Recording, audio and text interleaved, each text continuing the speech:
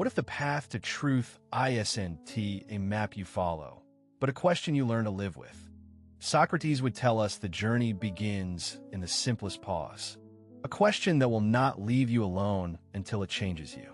Open with a steady breath, the late afternoon light pooled on the marble of Athens. And a man named Socrates stood not to win arguments, but to prowl for better questions. He didn't claim to know things. He claimed to know how little he knew, which is a different kind of courage. If knowledge is a fortress, his method was a gate, one you step through only if you're willing to admit you might be wrong on your own terms. SFX, soft_chime. 2 Context first. In a culture that prizes rhetoric and reputation, Socrates chose a different currency, asking people to define their beliefs, to test their own certainty against the plain air of scrutiny. He didn't preach doctrine so much as he organized conversations that pressed people toward clarity. The technique has a name you might have heard and forgotten, the Socratic Method. But the real point isn't technique. It's discipline, the discipline to stay unsettled until your own answer rings true. In its simplest form, the method unfolds as a sequence of questions. For example, what is virtue? Is virtue teachable? Can you teach what you don't yet understand? The goal isn't to produce a winner in a debate. It's to illuminate the edges of a belief until you can see the spaces in between. If a belief can survive honest questioning, perhaps it's worth keeping. If not, it invites refinement or replacement. This is the stubborn art of intellectual humility. SFX, paper_Russell. To the core of the tutorial is not a single doctrine, but a living practice. Start with a claim. Courage is always rewarded. Then press. Is courage the same as wisdom?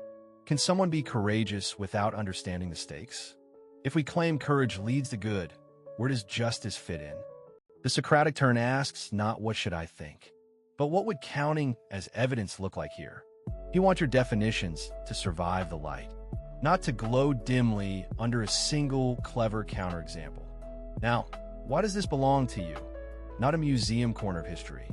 Because the questions Socrates loved about virtue, about justice, about how to live well, are not locked away behind temple doors.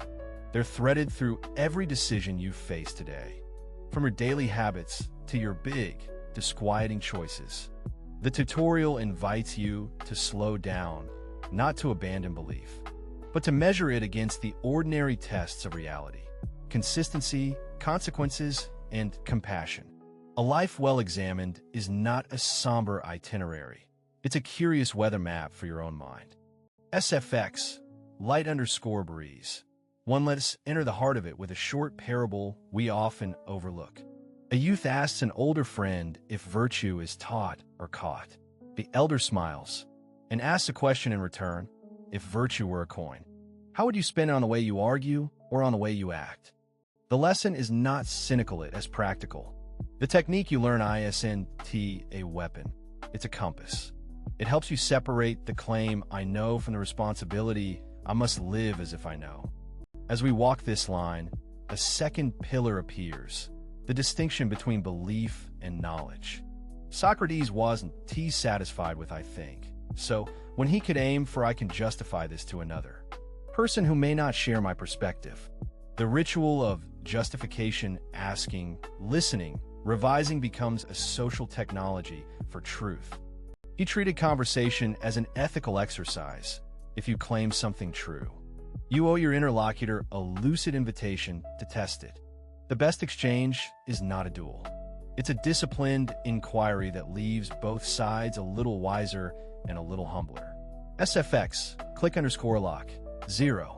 5. But there's a trap in the history we tell about Socrates. We often paint him as the lone gadfly, buzzing at the state until he is forced to drink the hemlock. The real drama is subtler. Socrates insisted that no strong belief should be beyond scrutiny. And he kept returning to a paradox. The more you know, the more you realize you don't know. That's not resignation. It's a kind of moral stamina. The philosopher's life is not a march towards certainty, but a vigil beside uncertainty, watching belief with a steady, vigilant eye. The tutorial now shifts to the arena. Consider how he challenged Euthyphro, a man certain he knew the nature of piety. The exchange did not furnish a bright line. It churned the water until the boat of understanding could surface. If piety is what the gods love, what if the gods disagree? If piety is loved by the gods because it is just, what makes it just in the first place? Socrates pressed a claim until it cracked open, revealing a more careful path. The thing itself must be just, and virtue must be knowledge of good. This is a radical claim for the time, and perhaps for ours. That moral ideas deserve rational investigation rather than moral authority alone. The method thrives in small rooms and large dilemmas alike. When you practice it at home with a partner, you practice listening as a form of generosity. You resist the impulse to win and instead cultivate the habit of saying, "Let us see what we can learn from each other." The more you practice, the more you discover that the questions themselves are not just obstacles, but instruments. They reframe problems, reveal hidden assumptions, and invite you to live your answers with more clarity and less bravado. SFX, Heartbeat 1. 5. A turning point arrives with the dialogue, known as Crito. Socrates is in prison, facing a choice between escape and staying to accept the law. The crowd wants to save him, the teacher to protect the life of the man. But Socrates asks what kind of life a person lives by breaking the rules they consented to. He does not worship the law as a mere badge. He treats it as a living framework that binds a community to itself. This moment isn't obedience for obedience's sake. It's a claim about the social nature of virtue. You cannot separate your personal scruples from the shared obligations that sustain a city. The tutorial here becomes a meditation on responsibility. Can you honor your deepest moral intuitions while honoring the democratic structures that give your life meaning? We circle back to the method's practical power, the dialogue with a stranger, the careful articulation of a claim, the readiness to revise. These are not relics. They are mental tools you can deploy in any field: business, science, relationships, or politics. The structure remains simple and profound. Ask a precise question. Listen to the answer. Test the answer against the best counterarguments. And revise until your beliefs are coherent with your actions. The aim is not victory over others, but alignment within yourself. Now the twist. Socrates never claimed to have all the answers. He transforms ignorance into a resource. He suggests that knowing what you don't know is the fertile ground for learning. Consider the paradox.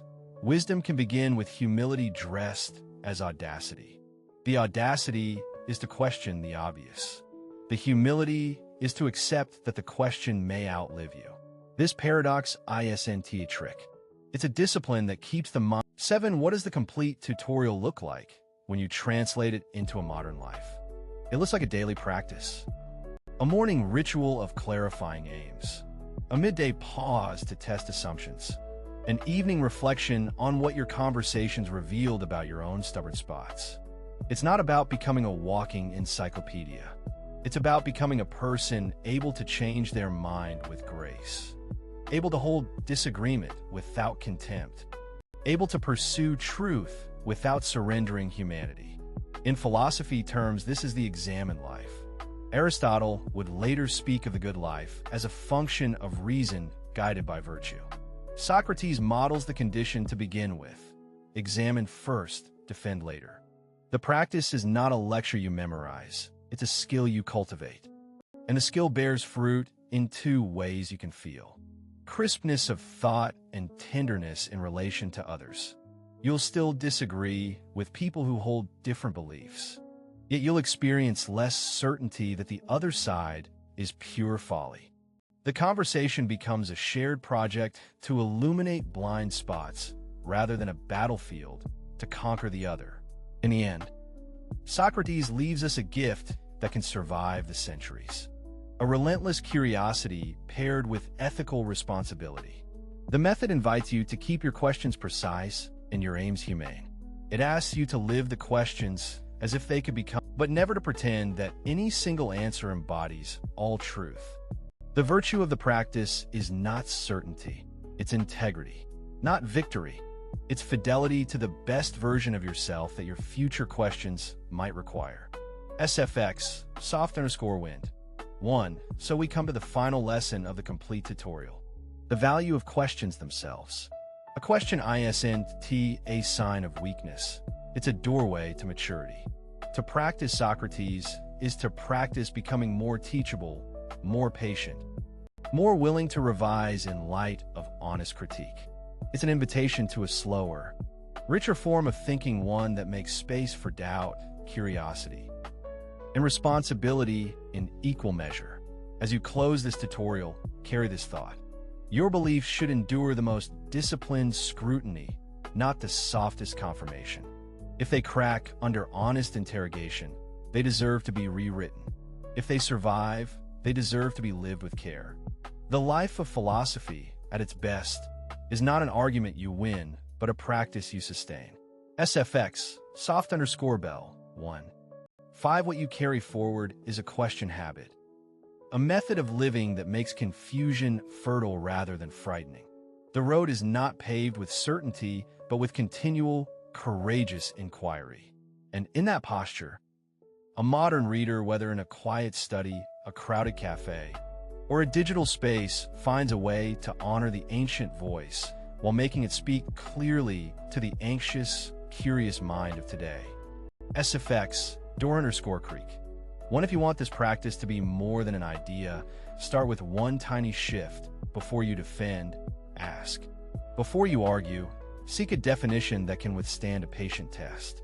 Before you conclude, try to articulate what would prove you wrong. The rest follows, almost as if you were walking beside Socrates himself, listening for the next truth that hasn't been said yet. Enduring wisdom isn't loud. It hums in the steady cadence of questions answered and questions revised. In that hum lies the living art of philosophy, the gift Socrates offered not to a sect, but to a shared human habit, the courage to think, the humility to listen, and the grace to grow. SFX, applause. 4. Opening hook, context, narrative, twist, resolution.